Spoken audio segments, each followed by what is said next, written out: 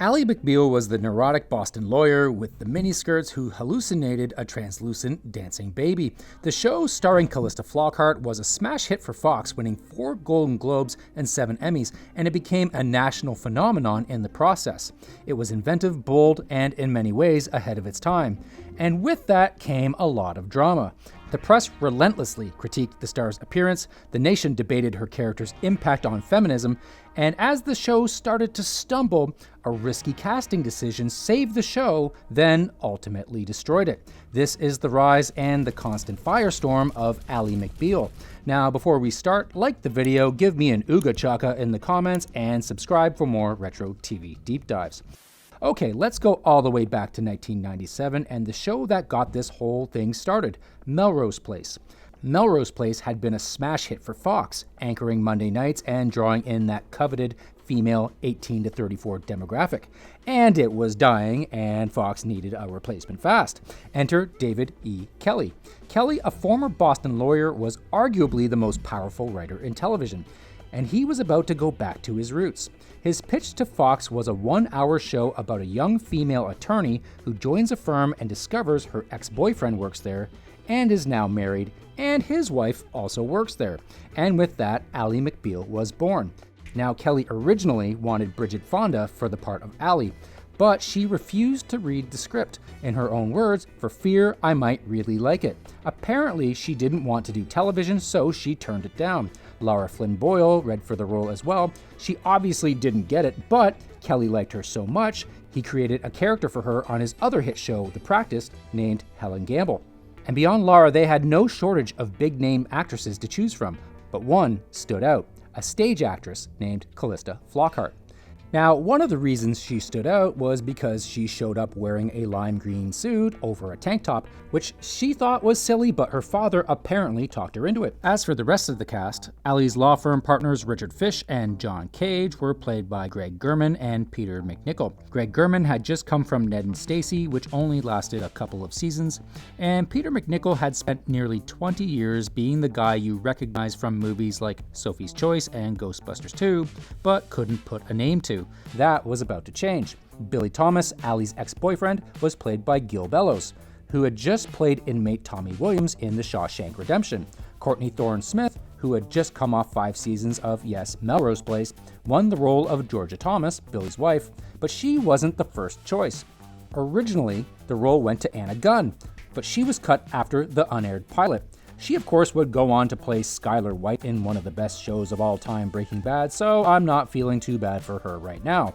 Anyway, the role of Nell Porter, the ice-cold new associate, went to Portia de Rossi, an Australian actress and former model who had one American movie to her name.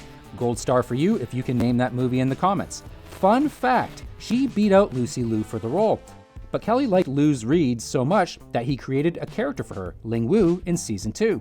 The role of Elaine, the secretary who invented the face bra, went to Broadway actress Jane Krakowski, who, funny enough, on the way to her audition, was on the same flight as Calista Flockhart. And finally, Renee Raddick, Ally's roommate and the district attorney, was played by Lisa Nicole Carson, who at the same time had a main role on ER that would continue through Ally McBeal's run. And that run started on Monday, September 8th, 1997 at 9 p.m. The pilot drew in a respectable 9.9 million viewers, and right off the bat, you could tell that this show was different. Not only did Ally narrate her thoughts, which was unique enough on its own, her thoughts would manifest in CGI visuals. Her ears would grow when she felt awkward. She got shot in the heart with Cupid's arrows when her heart was broken. She was shown as a child swinging her legs in a giant chair when she said she felt like a kid in client meetings. And then there was the visual that would completely change the trajectory of the show, the dancing baby. In episode 12, Cro-Magnon, Ally dreams about a baby dancing in her bedroom to Blue Suede's Hooked on a Feeling. This visual was supposed to represent Ally coming to grips with her biological clock ticking, and it was all America could talk about. Now remember, January 1998 was the infancy of the internet, and before it appeared on Ally, the dancing baby was one of the first viral video memes. It was often shared as a GIF in chain emails and on chat boards, which was what people did before social media. But Ally McBeal made the internet meme go mainstream. And I may be wrong on this, but it was the first show to do that. And that combination of the show using CGI and blending internet and TV culture, well, it made the show blow up. Viewership skyrocketed from 8.83 million viewers to 13.7 million for that episode, and it consistently hit 14 to 15 million the rest of the first season. And the Dancing Baby episode was later ranked number 94 on TV Guide's list of the 100 top TV episodes of all time. But the Dancing Baby wasn't the only thing that made the show stand out. Enter Vonda Shepard. David E. Kelley discovered her playing at a club in Los Angeles and realized her soulful, melancholic voice was the missing piece of the Ally McBeal puzzle. So he didn't just hire her to sing the theme song, he made her a recurring character. At the end of virtually every episode, the lawyers of Cage and Fish would head to the local lounge where Shepard played a fictional version of herself at the piano. The lyrics of the songs she performed perfectly narrated Ally's inner turmoil. So while CGI was used to show us what was in Ally's brain, Shepard's music showed us what was in her heart. And just like The Baby, the music became a national hit. The season 1 soundtrack would go on to sell over 3 million copies in the US alone.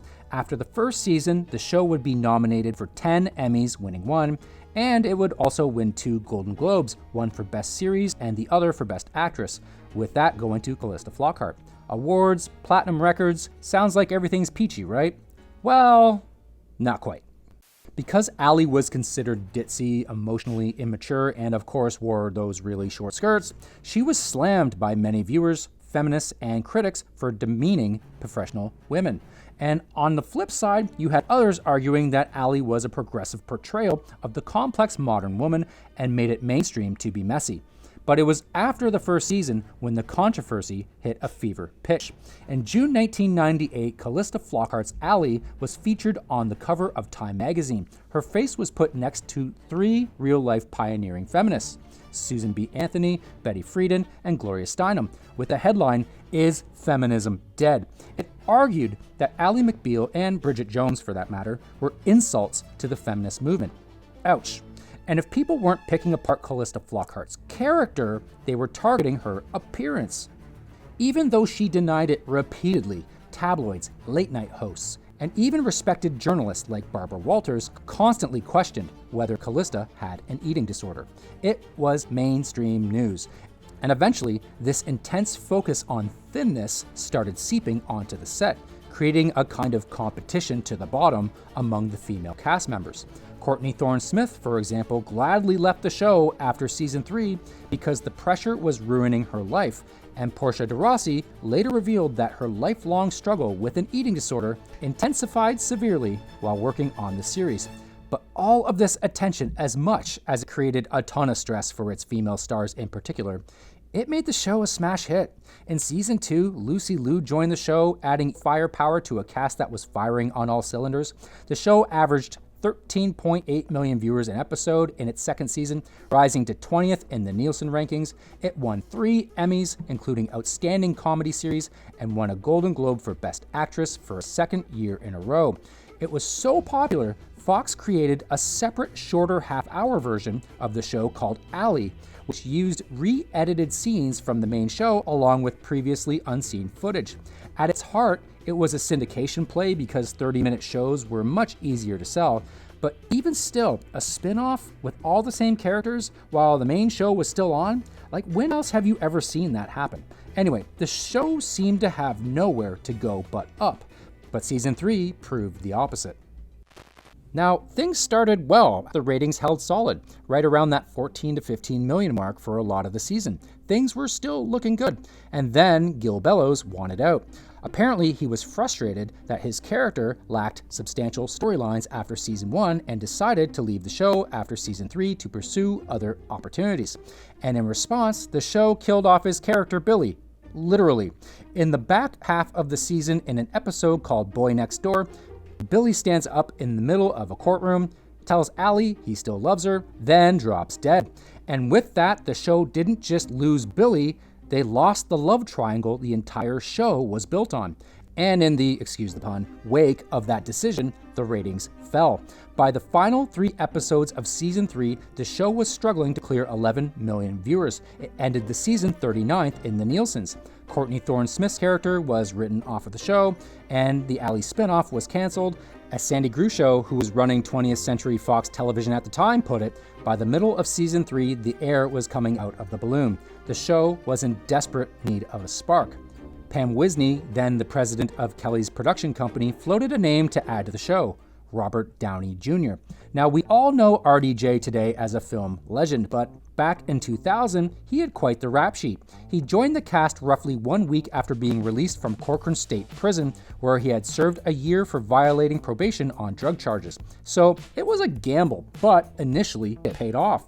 His character, Larry Paul, walked into season 4 and brought the show back to life. The ratings stabilized, often hitting 14 million an episode. And in January 2001, Downey won the Golden Globe for Best Supporting Actor, getting a standing ovation on his way to the stage. And then, disaster. On April 24, 2001, in the middle of the night, Culver City Police picked up Robert Downey Jr. walking down a street under the influence of an undisclosed stimulant. He was held for a few hours and released to his parole officer, and that same day he was fired from Ally McBeal. And the big problem with that, the writers had planned everything around his character. The season 4 finale had already been written. His character, Larry, was supposed to propose to Ally. They were supposed to get married. And all of season 5 hinged on that marriage. And it was all gone in an instant. As Kelley said, he'd been so good, he left a huge void, and there was concern that we'd never rise to the same level again. And he would be correct. Kelley kept the finale episode titled The Wedding, but rewrote it so that Larry, instead of marrying Ally, breaks up with her by leaving her a note. But even though this twist of fate was a disaster for the show, there was a very interesting silver lining that otherwise wouldn't have happened. The subplot of the finale involves a teenager suing a girl who bailed on him as his prom date. Ally takes the case, goes to the prom with him, and convinces him to get up and sing. The kid was an unknown singer named Josh Groban. No Robert Downey Jr. arrest, no Josh Groban. Ally McBeal was his big break, and at the same time, Ally McBeal was broken. In season 5, in an effort to keep injecting new life into the show after the departure of Downey Jr., Ally McBeal became a revolving door of cast members, and it was chaos. Lisa Nicole Carson was written out. Lucy Liu was cut back to guest appearances. They brought in Julianne Nicholson, James Marsden, Raymond Milbury, and Regina Hall as recurring cast members. Then Peter McNichol was cut back. Then Hayden Panettiere came on as Ally's biological daughter from an egg donation. Then the new lawyers I just mentioned, Julianne Nicholson and James Marsden, were completely written off the show. Then they brought in Dame Edna to play an office assistant. Then John Bon Jovi came on as Ally's new boyfriend, and he would eventually get written off. Nothing was working, and the ratings kept sliding. And after the episode that aired March 4th, 2002, Fox yanked the show off the air for 6 weeks. But they gave it one last kick at the can. They brought it back on April 15th with a heavily promoted 2-hour event, and of course brought in more fresh meat. Christina Ricci and Bobby Cannavale came on board as new young lawyers. But it didn't work. Viewership dropped again, down to around 8 million. 2 days later, on Wednesday the 17th, Kelley told the cast in person the show was done, and the next day, April 18th, Fox made the official announcement. The final episode aired on May 20th, 2002. Now, a big part of what made this show great was its cast, and for the most part, they went on to have great careers. Lucy Liu went straight into Charlie's Angels and Kill Bill. Jane Krakowski became Jenna Maroney on 30 Rock. Peter McNichol did Numbers and 24. Portia de Rossi starred on Arrested Development. Courtney Thorne-Smith went to According to Jim and stayed there 9 years. Gil Bellows went to The Agency on CBS. As for Lisa Nicole Carson, after getting fired from both Ally McBeal and ER amid reports of erratic behavior and admission to a mental health facility, it was later revealed that she had bipolar disorder. She stepped away from acting entirely, moved back to New York, and stayed there for over 10 years to take care of her health. But David E. Kelley would bring her back in 2012 to reprise her role of Renee Raddick, one last time on Kelley's show called Harry's Law. And that leaves us with Calista Flockhart. She adopted her son Liam in 2001, met Harrison Ford at the Golden Globes in January 2002, and they married in 2010. Her main gig after Ally was Brothers and Sisters, which, like Ally McBeal, lasted 5 seasons. And those 5 seasons of Ally McBeal left more of a mark on pop culture and society than people realize. It popularized the use of visual effects to bring internal thoughts and fantasies to life. It made history by bringing internet culture to mainstream network television. And of course, it sparked a massive national conversation about modern-day feminism. But sadly, it also showed the contradiction of the times. While everyone was talking about feminism, they simultaneously tore down Flockhart over her appearance. As Flockhart said in a 2024 interview, they call it body shaming now. It's really not okay to accuse someone of having a disease that a lot of people struggle with. So in a way, Ally McBeal is a time capsule in the evolving state of feminism and perhaps part of its evolution, even if Flockhart sadly had to pay the price for it. And no matter where you land on any of these issues, you can't deny the show's ability to stand out and get people talking in a way few shows have. And singing Ooga Chaka, which I now can't get out of my head again. If you enjoyed this deep dive, give the video a like and subscribe for more. Thanks for watching.